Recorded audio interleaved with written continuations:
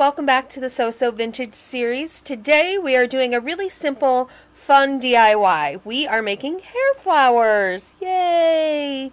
And we're using fabric scraps to do them. You have a ton of fabric scraps, and this is a great way to utilize them, and you get these gorgeous hair flowers. So let's get started. First thing you want to do is you want to cut out 3 different circles in varying sizes. The first circle will have a radius of 2.5 inches. The next will have a radius of 2 inches. The last will have a radius of 1.5 inches. I'm going to quickly show you how I created these 3 circles. I have cut these out onto tracing paper because I am going to be making a couple of them. So rather than having to cut these out every time, I just made a master pattern.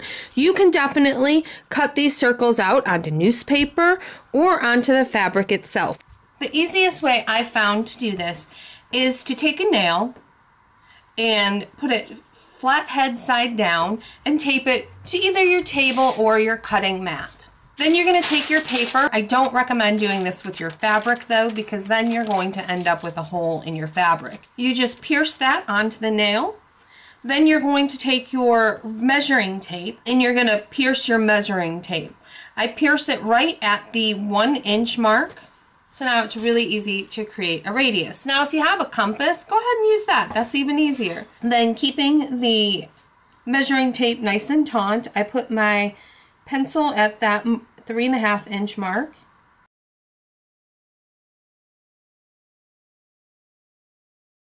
Until I have a full circle. Then I just remove that off the nail and then I cut that out. And plain circles don't actually look how flowers look. We want to give it a little more depth and dimension. We're gonna create petals in a sense.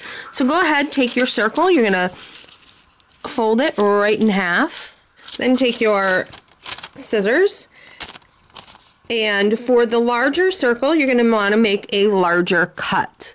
So we're just going to cut a V right in to the pattern piece. Like so. Now this is very harsh angles. We don't want that. So you're going to use your scissors and you're going to round off the edge. So it looks like that. Open up the piece again and we're going to fold it in the opposite direction. And we're going to do the same thing.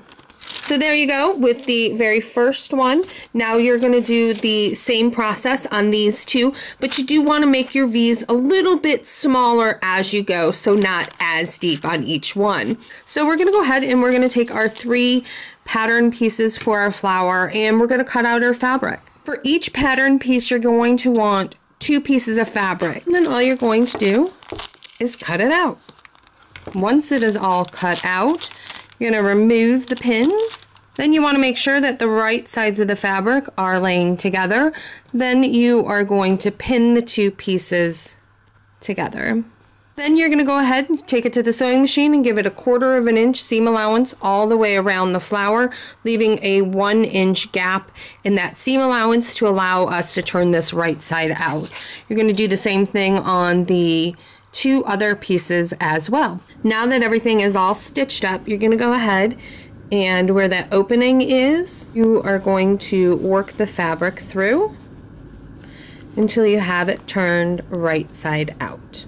You want to make sure that your corners are nice and clean.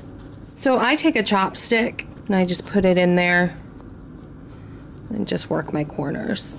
So now you're going to take all 3 of these pieces over to the ironing board, because where the opening is, you want to tuck in those ends and then you want to iron that so you have kind of a crisp seam there. Essentially where the opening is, you're going to place in a slip stitch. So what you want to do is go underneath the fold of the fabric and up through the bottom. So number 1, it hides your knot. Then what you're going to do is you're going to take your needle and you're going to run it along the fold of the fabric on the opposite side. And just grab a little bit. And then do that again. So then you're going to go to the opposite side through the fold of the fabric and pull through. So you're going to continue to do that all the way across and then just tie it off. With all 3 of your pieces ready, what you're going to do is you're going to start with the largest one and you're going to lay that out. Then you're going to take the medium-sized one and you want that to lay right in the center. You want to basically cover the gaps. And then the 3rd piece, again, you want to lay it so that it's covering the gaps as well. And then once you have everything looking exactly how you like it, you're going to go ahead and take your needle. You're going to pierce the back. And just throw a couple stitches in there. And then the last time you bring it through the back, you're going to turn it over. Now we're going to give this a little bit more dimension in the front by pinching the back just a little bit. So with that pinched, you're going to take your thread and you're just going to stitch it.